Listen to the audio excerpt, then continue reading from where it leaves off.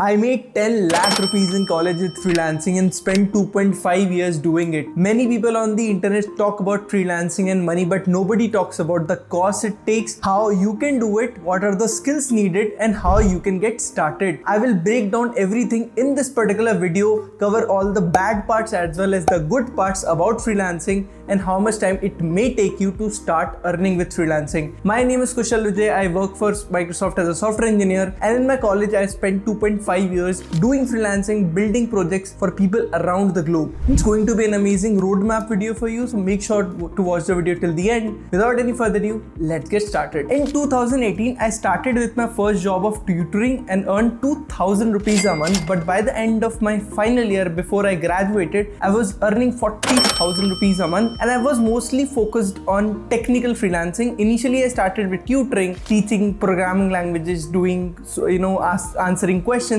but later on I shifted to building projects for global audience, and that was the changing point of my career. I learned so much. I networked with people around the globe from UK, Australia, Egypt, and many more places, and earned good amount of money. A few things which helped my profile to stand out was multiple skills. I was doing freelancing in web development, primarily backend development and natural language processing, and I learned both of these skills from ground up by scratch from free resources on the internet. I started with platforms like People Per Hour and Fiverr, and there were a lot of fees they charge, around 20% of the fees. So I shifted to cold outreach also on LinkedIn and started getting clients from there also. Started posting about my projects, built a strong portfolio and gained clients from outbound also. And eventually what I got was good amount of money, networking across the globe, good communication skills and a lot of confidence. And my portfolio was growing like crazy. It was boosted because of the projects that I built for real world problems in the world.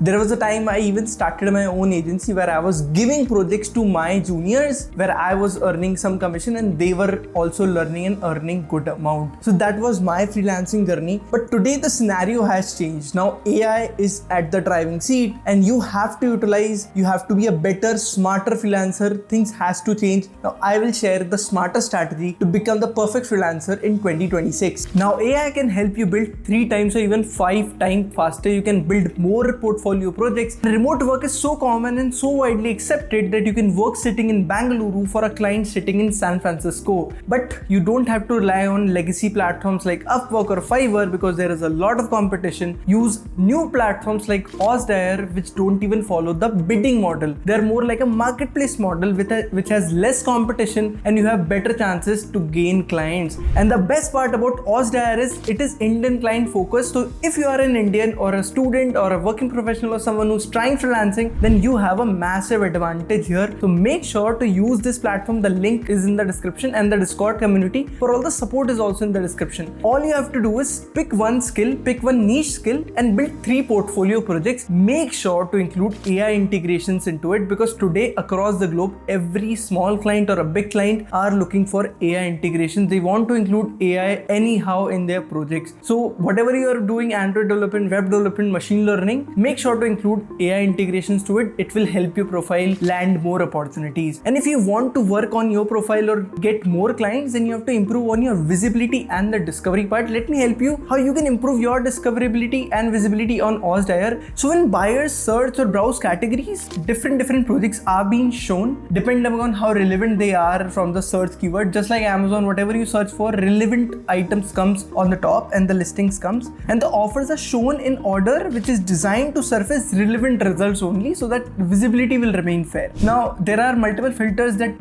buyers can use, for example relevance, newest, top and best selling. How you can improve your visibility? It's a safe and proven option actions that I have taken in the past to improve my visibility, and you can also follow. First thing in first, keep an offer complete. Packages, media and requirements. All these things have to be complete in your portfolio. Write a clear title that matches with what buyers search for. Search engine optimization, basically what generally buyers search for Android app building or whatever. Use the right keywords, use the right search terms, use the right category, and keep your description very specific to to your niche, update your offer whenever you'll improve your portfolio or the process, deliver great work, sometimes over deliver, so that the client, you can build good relationship with the clients and also get good rating and reviews. All we talk about is the good part that freelancing gets, but there are bad parts to it also. While I was doing freelancing in college, it took me months to get my first client, and with the first client also, like, it was very 2,000 rupees I earned from the first month, right? So it takes time and it takes a lot of effort from your side, because I was missing, there was college classes were there were assignments, and I got a hit on my CGPA also, because I was enjoying freelancing development work, learning a lot. My CGPA went down because I have to skip that. After classes I used to work, on weekends I used to work, so my social life, my trips, my dating, which was non-existent honestly in the college, got missed. So I have to skip all these, so you have to sacrifice some of the things because the rewards are good. And one thing to understand is you may not get deals like very quickly from day one. It may take you 1 day, 1 week, few weeks, or maybe months or a few months, but eventually you will be able to earn 30,000-40,000 per month with freelancing, depending upon your talent and niche that you have chosen. But it will take time, it will take effort, 15 to 20 hours of commitment every week, and it will come with a lot of mental toll also. I'll be talking about it later in the video, but it will require a lot from you, then only the rewards will come. You have to sacrifice a lot before getting to the rewards. It comes with a lot of mental trauma or mental stress also, because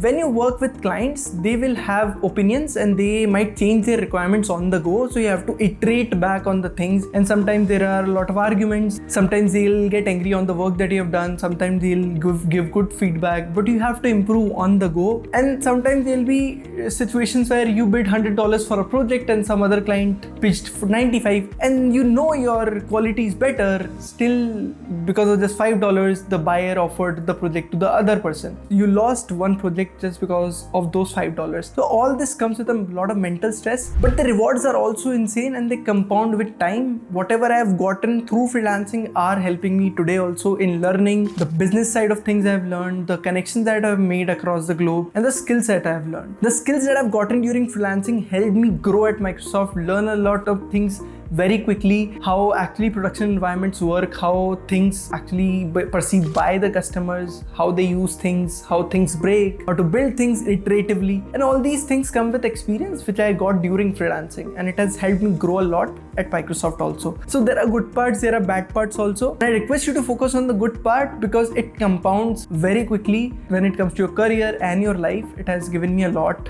in my life and I'm pretty grateful. But when I got a full-time job, I left freelancing before joining Microsoft, and I don't do freelancing today because obviously full-time job is kind of better than freelancing, because obviously Microsoft has good work, better opportunities, better career growth, and obviously all the good perks and good pay also. So I left freelancing completely before joining Microsoft. But all the students, all the early in career people who want to work as a freelancer, all the indie hackers who want to build their things, freelancing is a great option, and Osdire is a great platform to get started with. The links are in the description, and if you still have doubt, just let me know in the comment section and let me know which particular niche you will pick to get your first freelancing project done, and I'll reply whether it is a good field for 2026 or not because of AI. So that's it for this video. I'll meet you in the next one. Till then, bye bye, take care.